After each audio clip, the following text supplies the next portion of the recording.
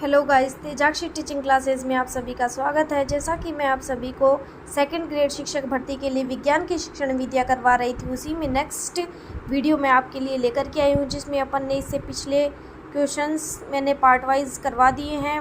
5 part मेरे complete हो चुके हैं इस सीरीज़ को लेकर के।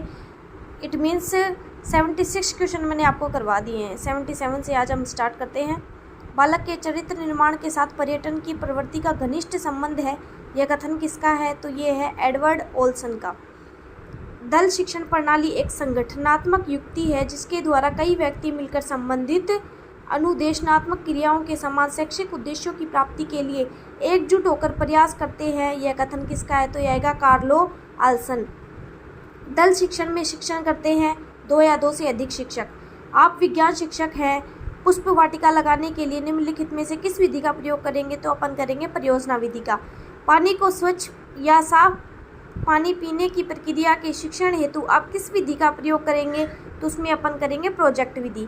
विज्ञान शिक्षण की प्रोजेक्ट विधि है मनोवैज्ञानिक सिद्धांत पर आधारित है, प्रयोगात्मक व व्यवहारिक, थॉर्नडाइक के सीखने के नियमों पर आधारित है, उपयुक्त सभी। तो इसमें आएगा उपयुक्त सभी।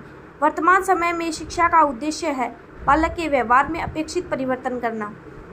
विज्ञान शिक्षण में व्याख्यान विधि के संदर्भ में कौन सा कथन सत्य है? तो इसमें उपयुक्त सभी आएगा। इस विधि से शिक्षक बालकों में वैज्ञानिक अभिवृत्ति का विकास नहीं करता। यह विधि करके सीखने के सिद्धांत के विपरीत है। अध्यापक विद्यार्थियों की कठिनाइयों का निदान भी नहीं करता। तो ये सभी जो पॉइंट्स हैं ये नेगेटिव पॉइंट है। बालक में सर्वांगीण विकास हेतु आवश्यक है शिक्षण के साथ सहगामी क्रियाएं। स्कूल में भागने वाले बालक के अध्ययन की सर्वाधिक उपयोगी विधि कौन सी है? तो इसमें आएगा केस स्टडी। पाठ्य पुस्तकों के मूल्यांकन तथा गुणवत्ता सुधार की दिशा में कौन सी संस्था कार्य कर रही है? तो वो कर रही है NCERT। यदि बालक ये जानने वाले प्रयोग अथवा समस्या समाधान में आई त्रुटि का स्वयं पता लगा लेता है तो यह वह व्यवहार निम्नांकित में से किससे संबंधित है? तो वो आएगा ज्ञानात्मक पक्ष से। वह विधि जो देखकर सीखने के सिद्धांत पर आधारित है, निरीक्षण विधि। शैक्षिक प्रक्रिया के 3 प्रमुख अंग हैं: उद्देश्य, अध्ययन, अध्यापन, परिस्थितियाँ और मूल्यांकन। शिक्षा के लक्ष्य हैं छात्रों का सर्वांगीण विकास, ये शिक्षा का उद्देश्य या लक्ष्य है। माध्यमिक शिक्षा आयोग 1953 द्वारा प्रस्तावित पाठ्यक्रम के सिद्धांत है उपयुक्त सभी।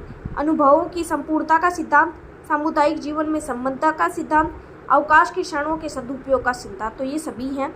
सामूहिक अध्यापन विधि के लिए कौन सा कथन सत्य है? 2 या 2 से अधिक शिक्षकों द्वारा शिक्षण करने की विधि उच्च कक्षाओं में उपयोगी।